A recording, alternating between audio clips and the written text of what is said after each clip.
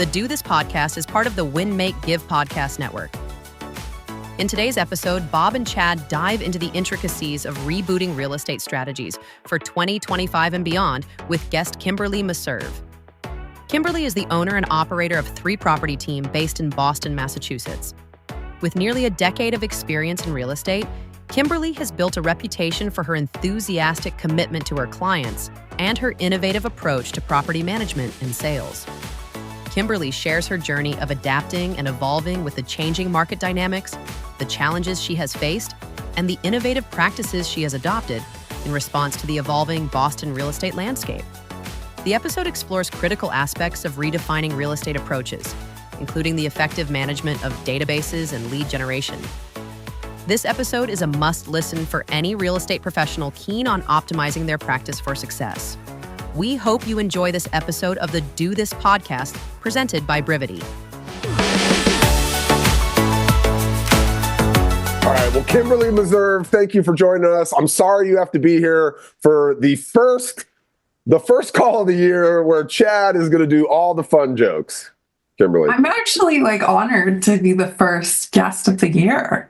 2025. That's the attitude. Kind of setting the bar low for everybody else. But I don't believe that. I don't believe that for one bit. For somebody that celebrated New Year's 2 times this year already, I think you're going to kill it. Without any backstory to that makes me sound a little bit like a crazy alcoholic or something. You were traveling. You were flying around the world. She was flying around the world. She spent New Year's in some different time zones, and she chased it down with an airplane, and she did it again. Well, thank you for joining us. Thank you, Chad guys. knows. Chad, you didn't forget, because it's been a whole year since we did this. You didn't forget that we have our guests introduce themselves and let the audience know a little bit about who they are. So Kimberlee Merserve, do me a favor. Can you introduce yourself to the audience? I can, but I will preface this by saying I don't really like talking about myself, so you might have to extract a little bit more information out of me. But Okay, I'm Kimberlee Merserve. I am the owner and operator of 3 Property Team based in lovely Boston, Massachusetts. We're also partnered with Place, which is awesome. We've been partnered with Place since 2021. And I would say we're a small but mighty team. I couldn't even tell you how many units or volume we did for last year, because that's just how my life is right now, of not even knowing what day of the week it is. But I will say we were up in higher per agent productivity, and we're here to help you with all your Boston referrals. How long have you been doing it? Let's get a little more. How long have you been in the I'm actually going on my 10th year. Okay, so I got a question for you. I heard this asked once. I give full credit that Bob Kalinsky asked this question. Are you going on your 10th year, or are you going on your first year for the 10th time? Oh, no, I don't think I'm going on my first year for the 10th time. Okay. And I asked that, Kimberlee, because of what we're going to be talking about today, right? So many of the people on this call, they'll say, I've been in real estate 4, 5, 6, 10 years, whatever it is. But sadly, if they stop and think about it, they're probably on year 1 for the 4th, 5th, 6th, 10th time. They haven't necessarily progressed. And we're going to talk about rebooting, almost like going back to year 1 and saying, let's start. We might have some experience. Maybe we have a bigger team, so year 1 doesn't look like what year 1 looked like. But we are going to talk back to the basics today, correct?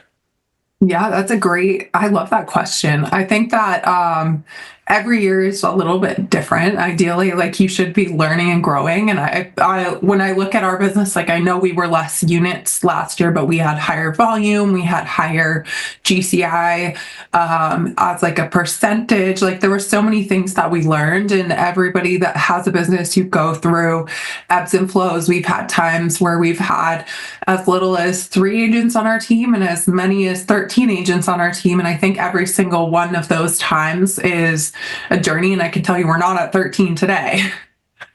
Okay. So before we go back to the reboot, sorry, Bob, before we go back to the reboot, Kimberlee, what is something you learned last year that you've applied, which shows us you're not year 1 for the 10th time, you are actually growing? Not that the economy changed, not that agents came and went, but something you truly have learned that's moved your business forward. That's a great question. Okay, so before I actually seriously answer the question, I'm just going to give a little advice to any women out there that maybe a little bit young on the younger side is if you want to have the experience of how it is in real estate when you go on vacation, you know, how like suddenly every client wants to do something, you get tons of like referrals and stuff like that. Just have a baby because it's like that, but on steroids. So I actually had a baby in March of 2024. So it was like a crazy year in so many different ways. But your original question was like, what have I learned for And applied. Yeah, and applied it. I think the biggest lesson that I've learned is like you can't you have to constantly like reinvent yourself. Like you can't always do things the way that you've always done them and expect the same results. And I know that actually like goes against like one of the principles that a lot of people live by is like, do what you've always done and you're going to get what you've always gotten. But like, I actually learned that that is not true and that like the world is changing all the time. And like, even if you think about things like we don't do a ton of this, but like, I remember when I first got started as an agent, like expired listings, like you could prospect expireds as a lead source and do things like a certain way and it would get a certain result. And like there certainly aren't that many expireds in our market today that if you are doing things the way that you used to, even like 7 or 8 years ago, like you wouldn't get that same result. And I think that's been the biggest lesson that we've learned in the last year. I mean, so I that's so good.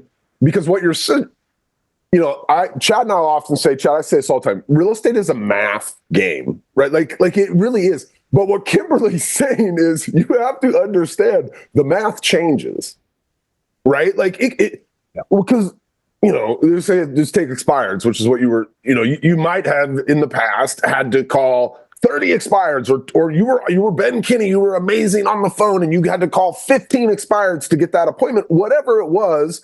Right? You're saying that like this year it was 3 times, so you had to make 3 times as many calls or twice as many calls or whatever it was, but you still had a number. Like if you went back and tracked everything you guys did, which you guys do a really good job of, Kimberlee, the numbers are still there. They just change. And sometimes they change dramatically, right? To the point where you're like, I'm not even going to do that thing anymore. Kimberlee's making a great point because when we started, Bob, we weren't texting people, right? You have to reinvent yourself. Whoa. You weren't texting people when we started in real estate. True? What? Yes. Right? We had to reinvent we didn't have social media presence when we were first getting started in real estate. You have to have people are going and looking for your Google reviews. That wasn't a thing before. So it's a great point, Kimberlee. Yeah, there are things you have to stay consistent with, as many people will always teach, and Bob and I will talk about. Yet you're always reinventing. That's a great, great lesson to have learned and applied in your world. Yeah, and I think like even to your example of texting, and I actually want to get to a point of something that we talked about just before the webinar started, but you know, texting when it did become a thing, it wasn't like there weren't disclaimers that were like stop, like reply stop if you want to opt out, right? And that changes things dramatically too, because like the world is always evolving and you have to like mix up and get creative with the way that you do things. But it doesn't mean you shouldn't do the activity. Like you just have to reinvent yourself. And before we got on here, you guys were like, what are we talking about? Buyer seminars? And I was like, no, we're not talking about buyer seminars. And the reason is because we're in that reinvention stage right now, actually, with the buyer seminars, and we're revisiting like the way that we approach it, because we actually have like a huge affordability crisis here in Boston, and we're one of the most expensive real estate markets, and we have very limited inventory, and it's challenging because as somebody who like has a servant's heart and has always wanted to basically bring as many people as possible along on the ride of home ownership, like I remember the early days of doing the seminars, I was like, anybody, like I will help you figure out how to buy a home, even if it meant you were buying a $300,000 condo, but we don't have $300,000 condos anymore. And like, there's a huge widening chasm between the people that can afford and the people that can't. And it becomes a challenge because if you're doing things the way you've always done, you may end up getting more people that can't afford it. And like, is that the best use of your time? So we're in this reinvention stage right now, actually, with our buyer seminars, revisiting, like, how do we get in front of the people that can afford and want to do something and still need that education, but we can't do it the way that we've always approached it. We have to get creative and figure out something new.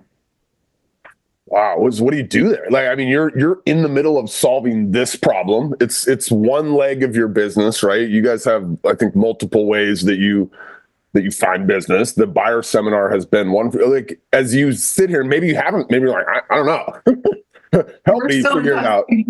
Well, we're actually lucky because we have a huge rental market here, and I don't know how long this is going to last because there's actually like lawsuits around this, but they're like, in a lot of markets, I've heard from friends in other areas that like if you help with a rental, you get paid like a couple $100. So a lot of people are like, it's not worth it.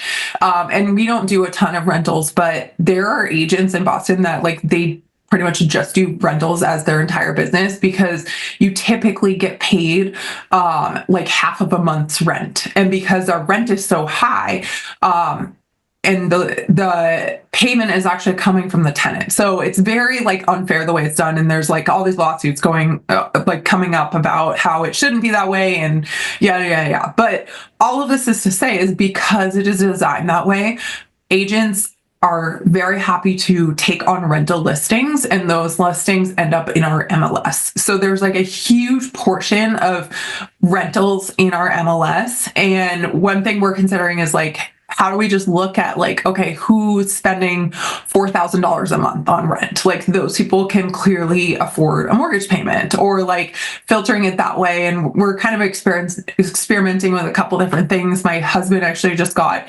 into real estate in this past, like it's been 4 months now, and he comes from a tech sales background. So he's been reaching out to people that are in like earlier and not entry level, but kind of like mid-stage tech sales jobs, like talking to them about becoming homeowners. And so we're like, okay, this could be a good demographic that we target with the seminar. So like, I don't have so many ideas around that. Like I would go fill out all the forms wanting to buy all the softwares, and then my client would call me. That's amazing.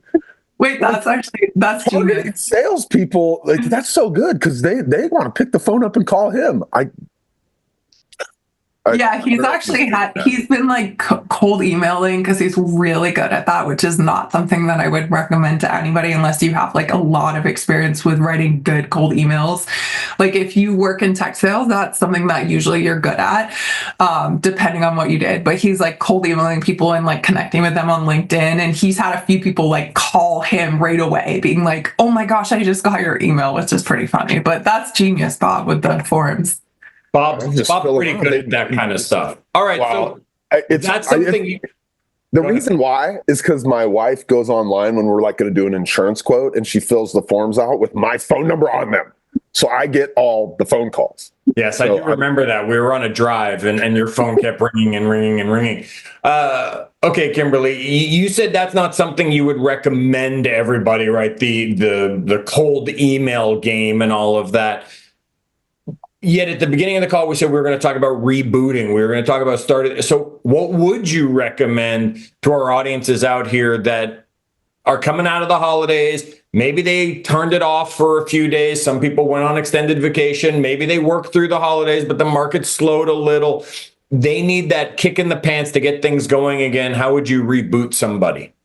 Yeah, so I think the number one thing is just getting really intentional with the database that you have, like the current leads you have, and reactivating those people. So that was a big focus of ours in Q4 of 2024 was like, we're not spending more money on leads. We're going to go through the leads that we do have and identify them and put them in different buckets. So wait, hang on. So you turned off new leads for a while, and you said to the team, we're going back and recontacting every lead that's already in the system that we haven't deleted or sold a house to. Yeah. So I can tell you that in probably September, our Holland account had about 10,000 leads in it. And today it has about 4,900 leads in it. So we went through and basically got really intentional around creating different buckets in our account. So like instead of, I found, and again, like if tagging works for you, that's great. But like I found for our team, it just wasn't becoming consistent and it was hard for us to manage with a lot of people doing things. So I just created different ponds, and we're just putting people, like I'm thinking about the ponds as like buckets. We're putting people into different buckets. So if they already bought or they already sold, like there's a bucket for that. If they want to do something, but they tell us like, I need to work on my credit score is 400, like there's a bucket for that. If they are looking to rent, but we have them in there as a buyer, we actually switch them to renter, but we also have a bucket for renters, because it's just like kind of, we're looking at it as like decluttering our general pond. If we're calling them and it's a failed number, we're putting them in a failed number bucket, because we want to go back through and call those people a few times before we like know for certain that their number is like no good. And then we even have a bucket for people that like only have emails. So we've just been really nailing down our database and getting intentional with making sure that like when we go into our general pond, we know that those are people that are actively doing something with valid information to some degree. So that's been the biggest focus there. And I'll tell you, it was really painful because number one, I was doing a lot of the calling myself, which I don't mind. The painful part was discovering just how many people already bought a house not too long ago that we could have helped. And I can see them in here, Kimberlee. I'm in your account, by the way, which I have access to. you have 644 people in that already bought pond. Like that. Yeah. That's a career to many people, right? I mean, oh yeah. Wow. And I think maybe as the team owner here, like there's almost I'd almost wish everybody could go through and do this. Yep. Right. Like there's it's something extra to you being the one that's making those calls to people and hearing that they already bought. And I would imagine a few times you go back and kind of analyze the lead and try to figure out, where did we drop the ball? How could we have done better here? What are some of the things you've learned from those already bought people that we could learn from, and not having to go through and experience the pain of talking to 644 people that have already bought? Yeah, so a few different things. I think number one, it was a lesson in when we kind of all of this started, let me just back up for a second. All of this started with a restructuring of our team is the best way to put it. So we decided to move our market center because it was not a big deal to be like, I've moved a bunch to like buy houses over the last few years, and we have really bad traffic here in Boston. So like even if you move like 5 miles, it could take you 30 minutes longer.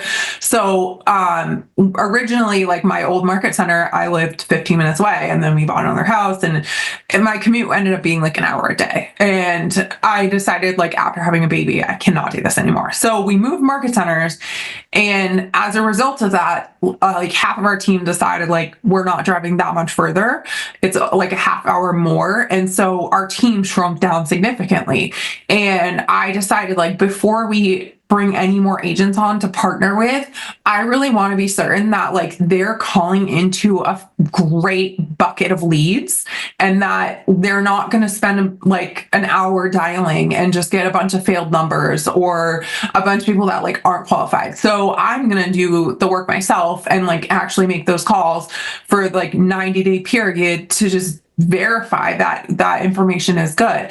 And I think it just became a great lesson of like familiarizing myself with the database. But I learned a few things, and I'm sure I could go back through all 600 something of those people that already bought and figure out like what the common threads were of where we messed up. But I think the first thing is like we didn't have the best standards for our team in terms of like how things need to be categorized, how they need to be held accountable with follow-up, like making sure everybody has the task and verifying that it's done and that they're not just like rescheduling the task. Because I saw a lot of instances where people would be like, talking to them, and then they didn't put a follow-up task in an appropriate timeline, and then they couldn't get in touch with the lead, didn't put a ton of effort into getting them, just called a few times and then put them back in the pond, and it got forgotten.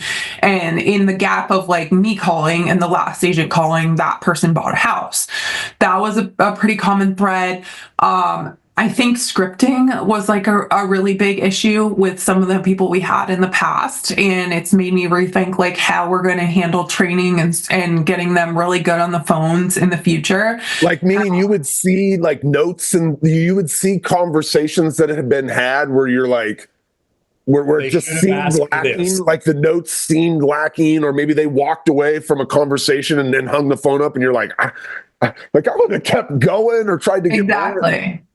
Yeah. Or like they'd be like, oh, they're looking like later this year, but then they didn't follow up with them quicker. And like, we all know this, like I've always said that try to get people into the buying process like as soon as possible. Like when we were doing buyer seminars really heavily, I would tell people like, if you're 12 to 18 months out, we need to start the process now, because as everybody on this call probably knows, like you can have a buyer, and I literally just wrote an offer for somebody today in this situation. They told me that they weren't going to look until March. And we went and saw a house yesterday that suddenly they would change their timeline over. And this happens all the time. And that was like a big issue that we just weren't pushing the agents on the team to really like follow up. And they felt like they were maybe bothering that lead. So that a lot of those people slipped through the cracks. Now, one thing I do want to mention is like, there's a reason that we made a bucket in our pond and didn't just like trash or archive those leads. So I've been having my VA go through and look up addresses for every person. So like Chad, if I called you and you're like, oh, well, thanks for the call, like we actually bought something last fall, I'd be like, Chad, that's awesome. Like, congratulations. Like, where did you end up buying? And I want to find out what town they bought in. And then I'm having my VA look up their address in the MLS or in like public records, anywhere we can find that. And then we're putting that address into the contact on Brivity and setting them up on a market report for that property, because we've actually converted people from that. So they live in that bucket of like already bought, but those are still potential future leads for us. Sure, they've shown they're able to buy, and everybody who's bought at some point will sell. And a lot of people, folks, don't remember the name of their realtor or don't have that experience. They just remember the name of the person who's staying top of mind, which is what Brivity is going to help you do. The way you're setting up those market reports, they're going to look up in a year and be like, yeah, Kimberlee sold us this house, even though you didn't have anything to do with it, sadly. So you said the thing that you noticed lacking the most as you went through all this was your standards. And it's the first conversation I have with everybody who decides to get into coaching with me, right? Where are your standards? What are your standards? What are the 2 or 3 things, Kimberlee, that you're going to make clear standards moving forward that everybody that's watching this should be like, yep, those need to be 2 or 3 standards that myself or my organization have moving forward? Yeah, so I don't have like the exact numbers determined yet, but one thing I realized is that we have to be super, super clear in the way we define everything. So I would be willing to bet that the way you define a contact, Chad, is maybe a little bit different than the way that Bob defines a contact, which might be different than the way that anybody on this call defines a contact. And we were very loose in that definition. And the context is just an example, because there's a lot of things that we weren't super, super clear on. And our definition of a contact was a 2-way conversation, either voice to voice or text to text. Now, Chad, if I call you and I'm like, hey, I saw you're looking at properties on my website, like how's everything going with your search? Are you still looking in this area? And you're like, no, actually, we're all set. We decided not to buy anymore. Okay, great. Like if technically we just had a 2-way conversation, right? I didn't move that conversation along anywhere. And by our standards, we could have had which is what we did. We had a standard of 20 conversations a day, 100 conversations a week. Well, you could fill that with 100 of those kind of conversations and not move your business forward anywhere. So we're really looking to further define, like, okay, they have to get this far through LP Mama, or it has to be at least a 2-minute long conversation, something that's like purposely moving the needle forward. I don't have the answer to that yet, but I think that's just like a huge lesson that I've learned. Okay. I'll tell you, everybody has their own definition of contact. You're absolutely right. And they're all wrong. So just reach out. I'll let you know what a contact is when you're ready. Hold on, you can't. What are you talking about? You can't do Kimberlee, that. we'll have that Kimberlee conversation. showed up here. I'm here. There's people listening right now. You're wrong, Bob. What's the definition? Yeah. I'll give you, here's what I believe okay, all right, a contact. 4 criteria to consider somebody a contact. 1, there has to be a real estate conversation. I can't call you and ask you about how your New Year's Eve was. That doesn't count, right? I can work that in the conversation. Must be a real estate conversation. 2, you must ask for business and or a referral. That's the moving it forward. If you don't ask, does it make sense for us to get together? Or when should we go look at properties? Or should I be connecting you to my lender today? Or who do you know looking to buy or sell? You failed. You did not move the conversation forward. Number 3, this is either the easiest or the hardest. You have to have their contact information for follow-up. So if they're a lead, an internet lead into Brivity, you've got their phone number, you've got their email, you're calling them, that's good. But when you hand somebody your business card, that doesn't count because they're throwing that card away. You have to get their information. And then this is the one that pisses most people off, Bob, because they say, okay, I can have the conversation, I can ask for the close, I can get their phone number or their address. This one's the one that pisses most people off. You can only count them once every quarter. And the reason I add that is because I know too many agents out there who will call the same 100 people again and again and again and think they're moving their business forward. And if you aren't giving yourself at least a 90-day cycle, now you can talk to them 10 times over 90 days, but you don't get to count them as one of those contacts you're working towards, because otherwise you're just talking to the same people too often and they don't want to talk to you anymore.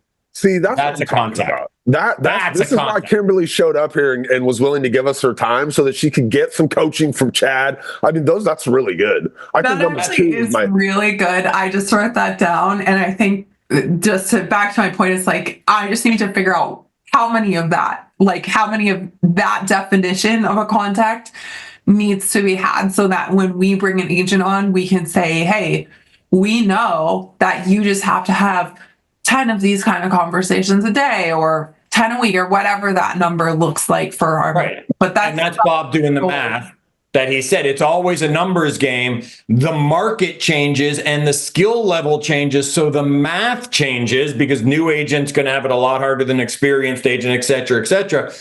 That's where you figure that out. And folks, I will tell you, you're not making 25 contacts a day if you follow that definition of what a contact is. Because that's a lot harder than just saying, hi, do you want to buy a house? Right? And hoping that it made it work. It didn't count. Man, we do across our entire organization, of which Kimberlee's a part. In the last quarter, it was about 38 contacts to an appointment. But I guarantee if there were these kind of contacts, it would be a much smaller number of contacts needed to get to an appointment. If you were, intentionally walking out of every contact, having asked for the business, making sure I have their information for follow up, only counting them once a quarter. Those are really good. I don't think you need number 1, by the way, Chad. If I asked for the business, like it's implied that I had a real estate conversation. You should have had the real estate conversation, yet I like to make it easy for people and let them just think that they can get number 1 checked off really easy like that. Kimberlee, 1, you need to set a number of contacts to be made by your team. That's standard 1. What's standard 2 going to be as you're kind of reinventing the team a little and rebooting that our audience should say, yes, I need to do that as well? Yeah, I think that's a great question. We've been talking a lot about this thing that we have in place called the lead gen wheel. And it's just making sure that every agent that we're in partnership with is really building out a balanced business. And this has been actually kind of a fun thing having my husband join is I was able to make him like the guinea pig. I'm like, okay, this is the lead gen wheel. You're going to memorize it. Here's the 6 major parts. And I want you to do all of the activities, because I noticed that in the past when we weren't holding people accountable to it, they would not feel comfortable talking to their sphere. And maybe they would be like, oh, I texted everybody and said hi, or I just said, like, we had one girl who, she didn't stay around too long, but she reached out to everybody and was just like, hey, I'm in real estate, like, let me know if you need anything, or like, let me know if you like want to do anything. I'm like, that's not an effective conversation. Like, you can't just like spray that message everywhere and hope something happens. So the fun part about it, especially, is that my husband is not originally from this area. So I feel like I kind of hit the jackpot of like being able to cross off all the limiting beliefs that people would have of like, oh, I don't really have a network here. And he reached out to his sphere. He did the activities and he's gotten business from his sphere and referrals from his sphere and people he hadn't talked to in a long time. So just like nailing down our lead generation wheel. And for those of you that maybe haven't heard of this before, it's 6 parts and we break it into agent and business. So the idea is that it's an equal partnership. Like, when you partner with our team, we're going to help you build your business alongside of us. Like, we're truly partners there. But a partnership, by definition, I know both of you guys are married, right? Like, if your wives did every single thing in be awesome, and like, they wouldn't be happy with you, though, would they? No, it wouldn't be that awesome, Chad. I promise you. It'd be awesome for about 10 minutes until they were like, hold on, you aren't doing anything, Chad. Exactly. Like, you guys are just like sitting on the couch, like, bring me my food. Like, that's just not going to work. Like, it wouldn't work. So the same is to be said for partnership, though, especially like when it comes to a team. Is like, a lot of agents sometimes like join teams and they're like, I'm looking for leads. And that's great. Like, we can help supplement you with leads, but like, what are you bringing to the table in this partnership? And that's going to require some work on your own. So like, in our world, it's your sphere of influence, open houses, and prospecting. Like, those are the things that we call the agent activities. And those are things that you're going to put a little bit more upfront effort into. And when you do that, you get access to the business side, which is our internet leads, leads that come off listings, like sign calls, like quickly signs, anything like that. And then we've got this like other bucket, which we get a lot of agent referrals. We like categorize our seminars into that one too. But you don't necessarily like come in and just get access to everything without bringing anything to the table. It's like a potluck. Like, you wouldn't show up to a potluck, eat everybody else's food, and then not bring anything yourself, because that's kind of rude. And so we've really started to get more intentional about creating like proof that you can do these activities and it's going to get you the result, and like holding people to that standard of, you have to do your 2 open houses a month. You have to reach out to your sphere of influence quarterly, and we're going to hold you accountable to that. Man, Kimberlee, that was 30 minutes of fire. Note to self, Chad, bring more than just a fork to my next potluck. All right, Kimberlee, thank you so much for doing this. I know it is the start of the year. You guys are just full guns blazing. You personally made 4,200 calls into your database in the last 90 days. Amazing. Good job.